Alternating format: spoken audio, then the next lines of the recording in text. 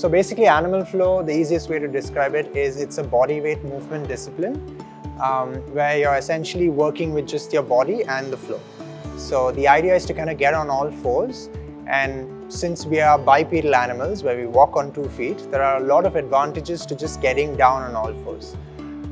Your palms and your feet basically have a lot of nerve endings or sensory neurons, and there's a lot of communication that comes from the flow, which is then transferred all the way up to your body, to your brains, your central nervous system, and to the rest of the muscles in your body. One fun way to explain this to people is if yoga, parkour and gymnastics had a baby, that would be animal flow. And like how he mentioned, a lot of people go to the gym and it's easy for them to just not think about what they're doing too much. But here, you are in contact with the ground. You learn how to navigate the flow. You move your body around your arms as opposed to moving one object from one place to another. So, like he said, there's a lot more awareness, science behind it, benefits to each of these movements. As the name suggests, there's animal and flow. So yes, of course, we are mimicking a lot of animal movement patterns, which helps us improve the performance of the human animal, even in terms of correcting posture, improving performance or efficiency of movement, etc. And the fact that, again, as the name flow kind of tells you already, we are trying to kind of put different moves together seamlessly together to make it into a nice little kind of flow or a choreography, which again has its own benefits. And I think what people really connect with animal flow is the fact that it's so much fun to do.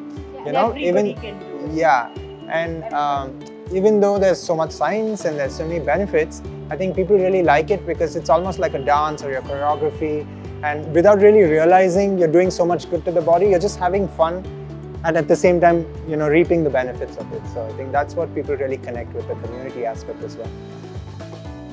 More than 20-25 forms, I think. Yeah, like forms that they have their own names in animal flow language.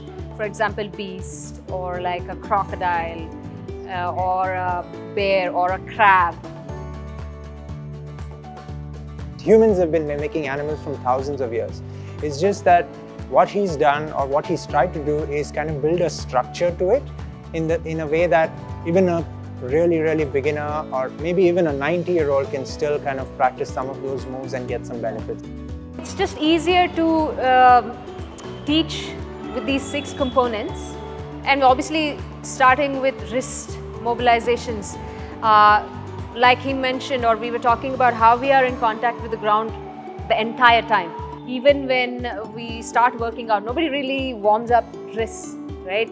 But then I promise when people attend the workshops, this is all they keep stretching because there's so much load on it. So it's very important to get into that practice from the time we teach a workshop and put or enunciate how much the importance of wrist mobilization is, because it takes you a long way. And then the next one is activations. So we teach them that, like how a crab setup is, how an ape is set up, how a beast is set up. It's so much in detail. The next one is switches and transitions. So switches and transitions is basically how you go from one position to the other.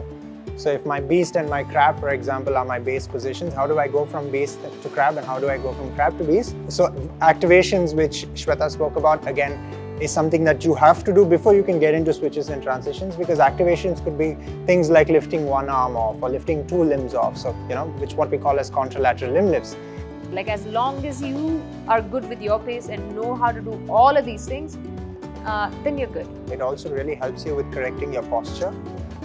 Lot of the positions that we get into, since she already spoke about the beast, let me just give you a quick kind of brief about the crab. So the crab is exactly the opposite of what we're trying, the benefits of the beast, which is in the crab, you're working the extension chain or the posterior chain. Basically means, in simple language, all the muscles behind your body. And usually these are the muscles that help you kind of stay a little bit more upright and correct your posture. Because you know how it is, modern lifestyle, we're all sitting a lot. So basically, if you look at most of the positions that we get into animal flow, we get very specific and we talk about exactly which muscles we are activating, why that is beneficial for you. let's say if I was running on a treadmill, I can run on the treadmill for an hour while watching television. I can still burn the calories, but there is no mind-muscle connection. So we tell them take anywhere between 30 to 60 days to practice, but don't submit before 30 days. Like I can't imagine anyone mastering it in 30 days.